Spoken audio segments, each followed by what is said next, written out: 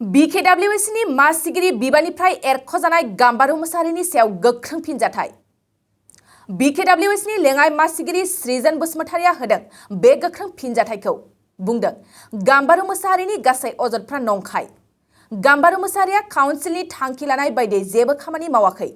बिथाङा माखासे आयेन बेरेखा खामानि मावनायनि गोख्रों अजद खालामफिननानै दिनै खौरांगिरि मेलाव रोखा खालामदों दि मिहिनेश्वर बसुमतारिनि दैदेननाय BKWSआव जेबो बेले-बेजे जायाखै होननानै लेङाइ मासिगिरि सृजन बसुमतारि बिथाङा रोखा खेंफोरथि होयो। दिनै ससियेल मिडियायाव फैनो गोसो गैयाब्लाबो फैनो गोनां जाबाय। खोथाया जाहैबाय साननैसो सिगां थांनाय 5 अक्ट'खालि जोंनि मोनसे समनि बर' कसारी अनसायगाव हायुङारि खुंथायनि मासिगिरि गाम्बारु मोसाहारि बिथांनि मोनसे भिडिअ'खौ आं नुफ्लांदों। दा बेवहाय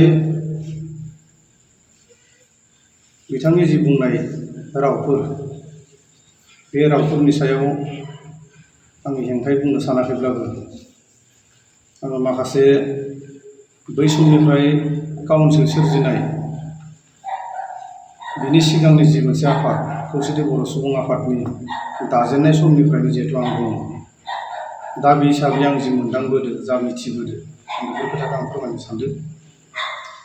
दिनै 2014 मायथाइनि 18 जुलाइ खालिनिफ्राय बा 2014 मायथाइनि 18 अक्ट' खालि सिमेन्ट सापरि SB बड' गोजौ हाइस्कुलाव आसामनि खना खनला गोबांथार जायगानिफ्राय, गोबांथार जिल्लानिफ्राय गोबां आफादनि दैदेनगिरिफोरनि नुजाथिनायाव खौसेथि बर' सुबुं आफादखौ दाना लानाय जादोंमोन। दा बेनि उनाव खौसेथि बर' सुबुं आफादा बै जि दाजेननाय जि सान, बै खालिनो 9 चार्टार अफ डिमान्डखौ लानानै हाबा मावनो थाखाय आवगायदोंमोन। दा गिबिसिनानो जाबाय BTCनि बायजोआव एबा आसामाव थानाय 6 सिडुल, बे 6 सिडुलनि बायजोआव थानाय जेसेखिनि बर'फोर, बे बर'फोरखौ लानानै मोनसे बर' कसारी अट'नमास काउन्सिल दानाय, बे थांखिजों आवगायबोदोंमोन। दा बेबायदि फैयै फैयै गोबां दान्थे बिदान्थेनि गेजेरजों जोंनि बर' कसारी वेलफेयार अट'नमास काउन्सिला दाफुंजाबाय। थांखिया जोंना बर' कसारी अट'नमास काउन्सिलसोमोन, नाथाय फैयै फैयै बर' कसारी वेलफेयार अट'नमास काउन्सिल बिमुंजों मोनबाय। दा बिनि जारिमिनखौ आं बुंनांगौ दं होनना सानाखै। दा बिनिनो मोनसे जि इन्टारिम बडि, बे इन्टारिम बडि हिसाबै गाम्बारु मोसाहारि बिथांखौनो मासिगिरि हिसाबै गभर्नमेन्टआ थिसननाय जादोंमोन। दा बेवहाय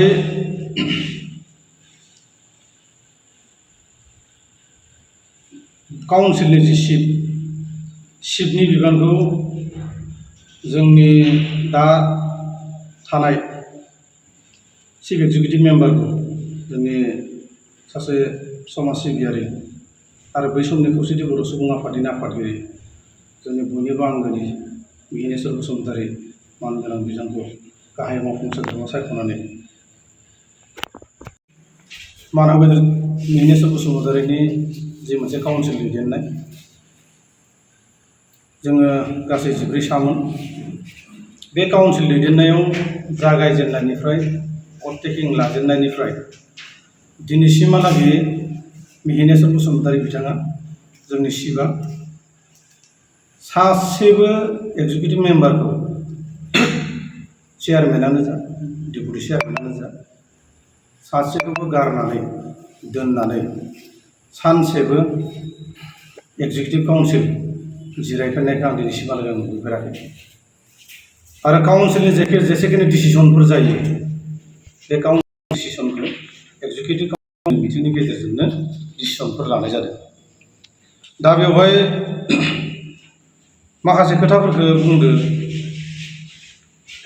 जेरै बर' कसारि वेलफेयार अट'नमास काउन्सिलनि जि फान्ड बेखौ धेमाजि जिल्लायाव गोबांथार बाहायनाय जादों बेफोर खोथाफोरखौ बिथाङा बुंदों। नाथाय बै इउपि बानायनाय स्किम हमजोबनायाव बिथाङाबो दंमोन, बै समाव चेयारमेन हिसाबैनो दंमोन। आरो बै जि स्किम एल'केसन राननाय बायदिसिनाफोरावबो बिथाङानो दंमोन। दा दिनै गाव बिथां थासेयावबो बेफोर खोथा बुंनायफोरखौ आं सासे डेपुटि चेयारमेन हिसाबै काउन्सिलनि आं बारा गोजोननाय मोनाखै आरो गोजोनथावबो नङा। जायखिजाया खोथाया जाहैबाय, जोङो गाम्बारु मोसाहारि मानगोनां बिथांखौ आङो 2014 मायथाइनिफ्राय आं मिन्थिबोनानै आङो बिथांमोननि उन उननो जोङो हाबा मावबोदोंमोन अर्गेनाइजेसनाव। जोङो बै समनिफ्राय दिनैसिमहालागै गाम्बारु मोसाहारि मानगोनां बिथांनि जि मावनाय दांनाय बा बायदिसिनाफोरखौ जोङो फल' खालामबोदोंमोन। नाथाय जों सानाखैमोन बे गाम्बारु मोसाहारि मानगोनां बिथांनि आखला बेबायदि होननानै जों सानाखैमोन। बारा गोबाव जायाखै, थांनाय 2022 मायथाइनिफ्राय बिथांनि सिंनि जि आखल, बे आखलफोरखौ जोङो थोंजोङै जों मिन्थिदों। दा बिथांनि जि एलिगेसन बिथाङा काउन्सिलनि सासे मासिगिरि हिसाबै जाफोर एलिगेसन, बे एलिगेसन हिसाबै जोङो 2022 मायथाइनि जानो हागौ सेप्तेम्बर दानसोनिफ्राय जोङो बिथांनि एलिगेसनखौ जों मोनबोदों बा जों नुबोदों। दा बेवहाय जों शक जादों आरो बै समाव जों दुखु मोनबोदों। जोङो सानदोंमोन गाम्बारु मोसाहारिमोननि जि दैदेननाय, बे दैदेननाया बर' जाथिनि थाखाय हाबा मावगोन, खामानि मावगोन आरो जोंखौबो इयुन जोलैखौ जोंखौ मोजां लामायाव दिन्थिलांगोन, बेखौ जों सानदोंमोन। नाथाय बिथाङा जि मोनसे एलिगेसन, सासे चेयारमेन हिसाबै आङो सुंद'यैनो बुंनो सानबाय जे सासे चेयारमेन हिसाबै जेबो खामानिनि अर्डार होनायनि मोन्थाया थाया काउन्सिलाव। IDDB बर्डनि खोथाया आलादा। दा बिथाङा माखासे ग्रुपफोरनो MOU बानायनायनिफ्राय हमनानै बायदिसिना बानायनायनिफ्राय हमनानै बिथाङा जिबायदि इलिगेल खामानि मावबोदों, दा बेखौ लानानै काउन्सिलाव गोबाङै सावरायनाय जादों। सावरायनायनि गेजेरजों बिथांनो सकसबो खनले हरदोंमोन। नाथाय बिथाङा काउन्सिलनि जि डिसिसन, माइनट्स जि डिसिसन, बे डिसिसन हिसाबै बिथाङा खामानि मावाखै। जायनि थाखाय बिथांनि जि मोनसे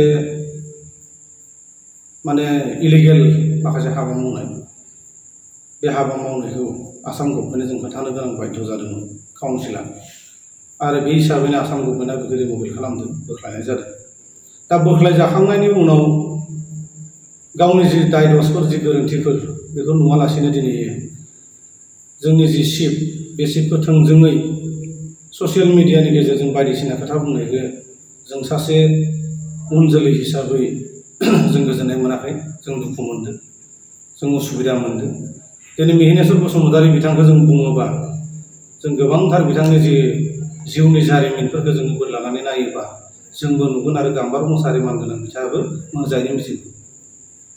बिथाङा बर' हारिनि थाखायनो गावनि फोरोंगिरि जि मोनसे साख्रि मावनाय जे बिबानमोन, बेखौ गारनानै मोनसे समाव DLT होननाय मोनसे बर'नि मोनसे हाथियार हमग्रा आफादाव बाहागो लानानै बर' हारिनि थाखाय गावनि जिउखौ बाउसोमबोनाय सासे जोहोलाव। बेनि उनाव फैयै बिथाङा सासे समाज सिबियारि हिसाबै जोंनि लखिमपुर आरो धेमाजियाव बयजोंबो अनसायजाग्रा सासे मानगोनां सासे सुबुं बिथांनि नाजानायावनो जोंनि लखिमपुर आरो धेमाजियाव जि खौसेथिनि जि मोनसे खौसेथि, जि मोनसे आबहावा, जि परिबेस, बिथांनि नाजानायनि गेजेरजोंनो जादों। बिथाङा सासे खन्थाइगिरि होननानै जों बयबो मिथिगौ, सासे रायथाइगिरि होननानै जों बयबो मिथिगौ, सासे समाज सिबियारि होनना जों बयबो मिथिगौ, मेथाइ लिरगिरि होननानै जों मिथिगौ। आरो बिथाङा बर'नि 2003 मायथाइनि 10 फेब्रुवारियाव जानाय जि मोनसे BTC एकर्डआवबो बिथाङा सासे सागानगिरि।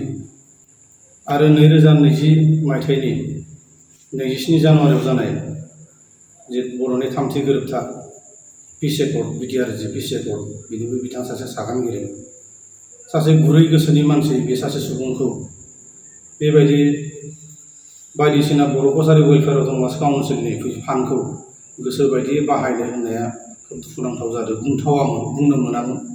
सासे गोरों सासे सुबुंनिफ्राय बेबायदि राव बेरखांनायखौ जोङो मोजां मोनाखै, जों सुखुवाखै बा जोङो खोब दुखु मोनदों। जों दिनैसिमहालागै गाम्बारु मोसाहारिनि माबा मोनसे जादों, माबा मोनसे एलिगेसन जादों बायदिसिनाफोर जों दिनैसिमहालागै सोरनिबा सिगाङावबो जों बुंबोफेराखैमोन आरो बुङा होननानैबो सानदोंमोन। नाथाय बेबायदि मिडियानि गेजेरजों नंखाय माखासे खोथाफोर बुङोब्ला जानो हागौ जोंनि खुगाफ्राबो मालाबा गेवलांनांगौबो जानोबो हागौ बा गेवलांगोन जोंनि खुगाफ्रा। मालाबा समाव बिथांनिखौ जोङो जि मोनदांबोदों, जि मिथिबोदों, जोङो जि लोगो मोनबोदों, दा बेखौ जोङो फोरमायनो गोनां जाहैनोबो हागौ। दिनै जोंनि बर' कसारि वेलफेयार अट'नमास काउन्सिलनि चिफआ चेन्नाइआव गावनि देहानि मोनसे अपारेशनाव दंहैयो। जों बिथांजों रायज्लायदों, भिडिअ खालामनानै आं स्पेसियेलि पार्सनेल हिसाबै आं फनजों रायज्लायदों। आदा भिडिअखौथ' बेबायदि होबाय। दा बेखौ गाव बुंहरदो जोंनि मानबिदा चिफ मिनिस्टार बसुमतारी बिथाङा गाव रिलिज लाना फैगासिनो दङ। फैखांनायनि उनाव गाम्बारु मोसाहारिनि जि मोनसे भिडिअनि जि खेंफोरथि बेखौ गुवारै बुंफैगोन। काउन्सिलनि मिटिंनि गेजेरजों गुवारै बुंफैगोन बिथाङा बुंदों। आरो गोनांथि जायोबा बिथांनि जि एलिगेसन जिफोर पेपारफोर, बे पेपारफोरखौबो खौरां बिजोंनि गेजेरजों फोरमायगोन, बे लाइनाव दङ। दा जायखिजाया जियानो जा, जोङो मोनसे समनिफ्राय बयबो हारिनिनो दैदेनगिरि हिसाबै आं खावलायनो लुबैदों जे गोरोन्थि मावनानै सरकारजों बोख्लायजाखांनायनि उनाव गावनि गोरोन्थिखौ बुजिना लानाया सासे दैदेनगिरिनि बिबान। आरो जोंबो गोरोन्थि मावोबा, जोंबो जुदि काउन्सिलजों बोख्लायजायोबा बा सरकारजोंबो बोख्लायजायोबा, जोंनि दाय दसखौ जोंबो गनायना लानाया जोंनिबो मोनसे बिबान जागोन। गावनि गोरोन्थिखौ नुथारनानैबो मिन्थिनानैबो मिन्थियालासिनो गुबुनाव दाय जाबसिनना होनायखौ जोङो जियानो जा आं खावलायनो लुबैयो। जों जि बर' कसारि वेलफेयार अट'नमास काउन्सिलनिफ्राय जि खामानि मावबाय दङ, बे खामानि मावनाया जों सोरखौबा नासयनानै, सोरखौबा दोनखोमानानै, सोरखौबा बायदिसिना खालामनानै खामानि मावबोआखै। दिनै जोंनाव भिलेज नटिफिकेसन जायाखैब्लाबो, समस्तिनि नटिफिकेसन जायाखैब्लाबो जों 36टा समस्तिखौ जोङो गावनो काउन्सिलाव एक्सेप्ट खालामनानै लानाय हिसाबै 32 समस्तियाव जेसे करि गोलैयो बे हिसाबैनो राननानै हरनाय जोङो डिसिसन लाबाय थादों। जि जायगाफ्राव काउन्सिलनि मेम्बारफोर गैया, जि जायगाफ्राव काउन्सिलनि सोरबा सासे सोद्रोमाफोर गैया, बे जायगायावबो बै जायगानि माहारियारि आफादफोरनि जि मोनसे लिंथुमलायनायनि गेजेरजों, डिसिसननि गेजेरजोंनो बै जायगाफ्राव जि मोनसे आसनिफोर लानो हायो, जों बेखौ जोङो मावलांगासिनो दङ। आरो दिनैसिमहालागै जोंनि अट'नमास काउन्सिलाव नायबिजिरनो हागोन, जोंनि आसामनि इन्टेलेक्सुयेल बा दैदेनगिरि माखासेया नायबिजिरनो हागोन जे काउन्सिला जि आसनि लादों दिनैसिमहालागै मोनसेबो आद्रा जायाखै आरो भबिष्यतआव बे आद्रा जानाय नङा। आरो जोंनि जे काउन्सिलनि जि स्मुथनेस, जोंनि काउन्सिलनि जि मोनसे अफिस स्टाफफोर दङ, बे अफिस स्टाफफोरनि जे हाबा मावनाय, बे हाबा मावनायखौ आं गावनो सासे काउन्सिलनि बिबानगिरि हिसाबै आं खोब गोजोननाय मोनो। दिनै मोनसेबो फाइलआ पेन्डिं जानानै थायाखै। गोजान जानो हागौ जों दिनै धुबुरीनिफ्राय अनलाइननि गेजेरजों माखासे एप्लिकेसनफोरखौ, माखासे डकुमेन्ट्सफोरखौ अनलाइननि गेजेरजोंनो हरदों। आरो बे अनलाइननि गेजेरजोंनो दिनै अफिसनि जि स्टाफफोर दङ, बे स्टाफफोरा खोब मोजाङैनो खोब खस्थ' खालामनानै खामानिखौ मावनायखौ जों नुबोदों। आरो जेबो मोनसे बेले बेजे जायालासिनो जोंनि चिफनि दैदेननायाव जोंनि काउन्सिला सोलिबाय दंमोन। आरो जेसेसिमहालागै चिफआ काउन्सिलाव थाबाय थागोन, बै समहालागै जोंनि काउन्सिलाव जेबो बेले बेजे जागोन बेखौ जों नुहुराखै। आरो जों आसा खालामो जोंनि जि चिफ मिनिस्टार बसुमतारीनि जि दैदेननाय, बे दैदेननाया दिनैसिमहालागै जेसेखिनि जादों बेवहाय सोरबा सासेया बायदिसिना गोरोन्थि बा माबा मोनसे ओरै जादों थोरै जादों बुंब्लाबो जोङो गनायनायना, खारन जोंबो दंफायो, जोंबो काउन्सिलाव दङ हिसाबै जेबो दिनैसिमहालागै जायाखै। गाम्बारु मोसाहारि बिथाङा जि मोनसे माखासे खोथाफोरखौ फोरमायदों मिडियानि गेजेरजों, बिथाङाबो दंमोन, चेयारमेनाव दंमोन। बै समाव बिथाङाबो रावबो अफिसनि स्टाफफोरा बिथांनि खोथाफोरखौ मानियालासिनो थायाखै। बिथांनि जि मावनांगौ हाबा बिथां माने अफिसनि स्टाफफोरा खोब मोजाङै मावनानै हरदो। आरो जोंनि सासे समाज सिबियारि काउन्सिलनि मेनेस्वर बसुमतारी मानगोनां बिथांखौ जों अराय सम जों लुबैगोन। आरो दिनै जोंनि अर्गेनाइजेसनफोराबो काउन्सिलाव हाबनानै थायोब्ला आं बैफोर खामानिफोरा आंना आद्रि जागोन होननानै जोंनाव दुखु फोरमायदोंमोन। नाथाय जोंसो जबरदस्त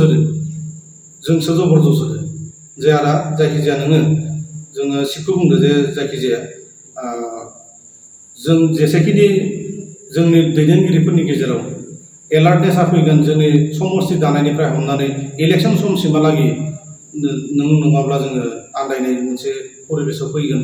बेबायदि रिकुवेस्ट खालामनानैसो जोंनि जि सिट बे सिटखौ जोङो सिटनि बिबानखौ लाहोदो। बिथाङा जबरदस्त लायाखै, बेबायदि नङा। बे जबरदस्त लाग्रा आरो दासिमहालागै बुंबाय थायो जे बे बिबाना आंनि नङामोन, आंनि बिबाना आलादासोमोन होनना दासिमहालागै बुंबाय थायो। जायखिजाया जियानो जा सैथो खोथाखौ बुंनो थाखाय आङो दिनैनि बे ससियेल मिडियानि गेजेरजों मानगेदेर गाम्बारु मोसाहारि, जायखौ आङो गावनि बिदा होननानैबो आङो साननानै लायो, आं बिथांखौ आं गुरै खावलायदों जे ससियेल मिडियानि गेजेरजों जोंनि सिटखौल' नङा, काउन्सिलनि सासेबो दैदेनगिरि बा जोंनि इउबिपिअखौ जाबायदि मोनसे राबार स्टाम्पनि जि मोनसे खोथा बुंदों, बेफोर खोथा बुंनायनिफ्राय गोजानाव थानाया मोजां। मानोना सासे दैदेनगिरिनि स्पिचआ बेबायदि नङा, सासे ससियेलिस्ट मानसिनि बाथ्रा बुंनायफोरा बेबायदि नङा होननानै जों फोथायो। गोजोन्थों। जिसे थाखोआव मुं थिसननो गोनां फरायसाफोरनि थाखाय मोनसे गोनां फोसावथाय। क'क्राझार दा रिलेटिभ पाब्लिक स्कुलाव थाखो 10 सिम मुं थिसननाया सोलिगासिनो। साइन्स आरो आर्ट्स मोन्नैबो आयदायाव थाखो 10 नि मुं थिसननाया सोलिगासिनो। मुं थिसननायजोंनो लोगोसे साइन्स आयदानि फरायसाफोरनो स्कलारशिप टेस्टनि सुबिदा होनाय जागोन। बेनि गेजेराव फरायसाफोरखौ टप 3 सायख'नाय जागोन। 75% आरो स्कलारशिप टेस्टनि काट अफ मार्क जागोन। टपार जानो हानाय फरायसाफोरा 100% स्कलारशिपनि सुबिदा मोननो हागोन। टपार फरायसाफोरनो क'क्राझार दा रिलेटिभ पाब्लिक स्कुला 2 बोसोरनि बेसेन नाङाजासे सोलोंथाइ लानो सुबिदा होगोन। फैगौ 13 मे खालि फुंनि 10 बाजिनिफ्राय 12 बाजिसिम स्कलारशिपनि टेस्टखौ लानाय जागोन। आबुं मिन्थिनो थाखाय 7086401137 नङाब्ला 9435704380 जानबुं अनजिमा आरो relativepublicschool@gmail.com आवबो जगाजग खालामनो हागोन।